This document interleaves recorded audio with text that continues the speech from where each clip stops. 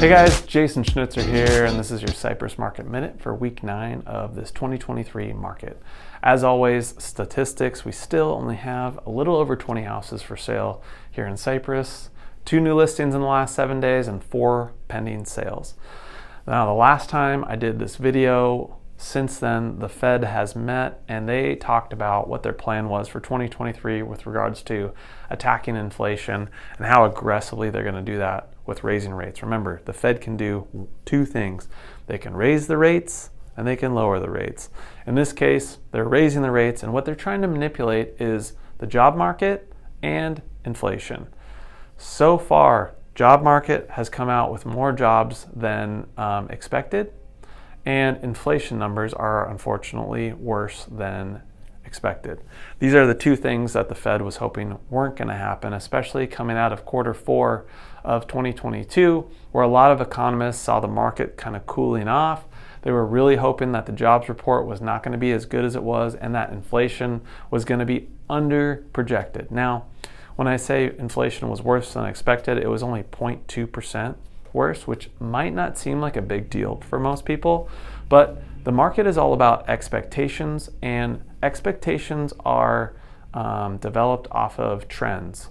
And that's what we do in these videos. What we try to do is we analyze trends in the market, just like what everybody else is trying to do, but from the real estate perspective with regards to supply and demand, etc.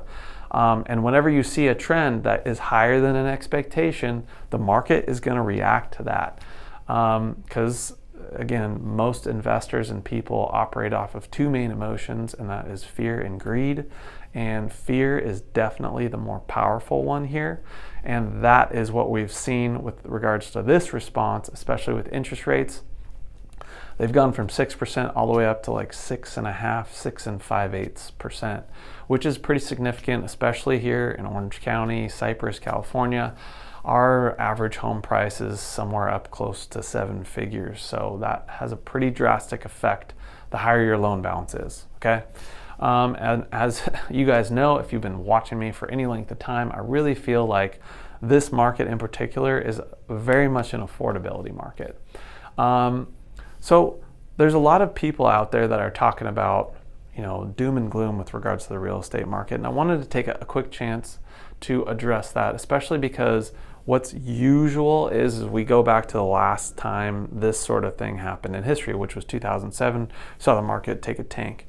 And I just wanted to point out and highlight several differences, right? 2007, we had 0% financing, zero skin in the game. You could get loans on multiple properties with 0% down. You had stated financing, where as long as your credit was good, you could basically tell the bank, hey, yeah, I make this much money a year. And that was good. We had subprime lending. And what I mean by that is most of the loans now that you get are fixed rate. They're fully amortized over 30 years, so your payment won't change for the life of the loan. Back then, we had adjustable rate mortgages. We had interest-only mortgages where you only paid interest, much like you would on like a HELOC or a credit card now. And then a lot of times there was balloon payments mixed in there, whereas like after 5 years, you owed a big sum of money. So what happened in 2007 was we had, on a mass scale, people taking these subprime loans out, and then all of a sudden the market tanked and nobody could afford their payments because 1, they weren't qualified to do so basically. 2, they had no skin in the game. So you had $0 in the game. If you were foreclosed on or had to short sale your house, all that happened to you was your credit score would just take a hit for a few years. And no sweat out of your pocket. Literally, all your money was kept in your bank. So we had a massive supply increase with practically no demand because, again, fear and greed.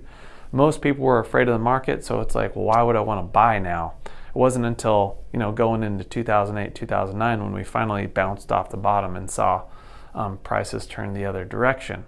So how is it now? 1, no more stated financing. We have back to show me what you got financing. You need your W-2s, your tax returns for the last 2 years, your pay stubs. They do verification of employment, your bank statements, and skin in the game. Most people for the last 4 or 5 years, at least in our book of business, has been a 20% down buyer. So, it's a big difference, especially at $1 million.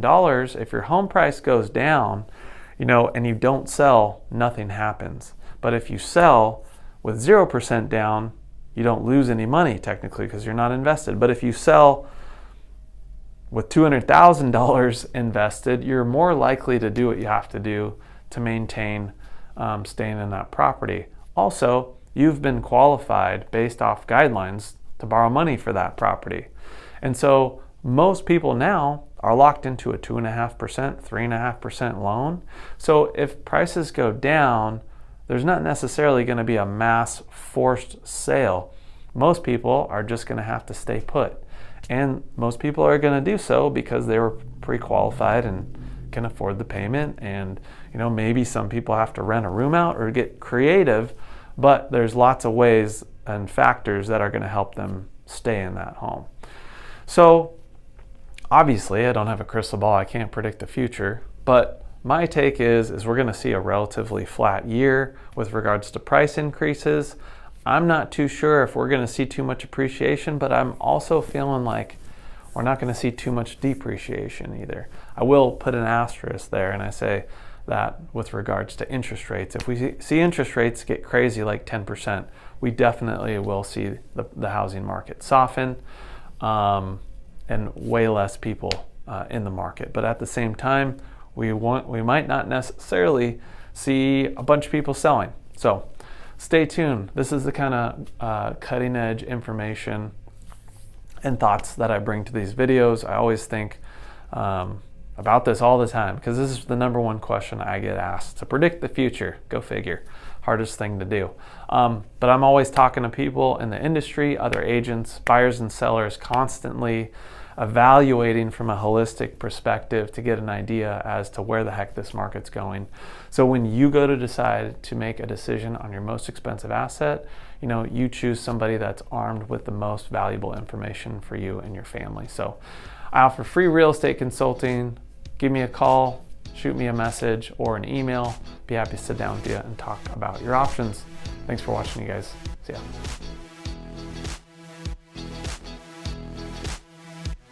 Hey guys, thanks again for watching this week's episode of O.C Realtor Talk.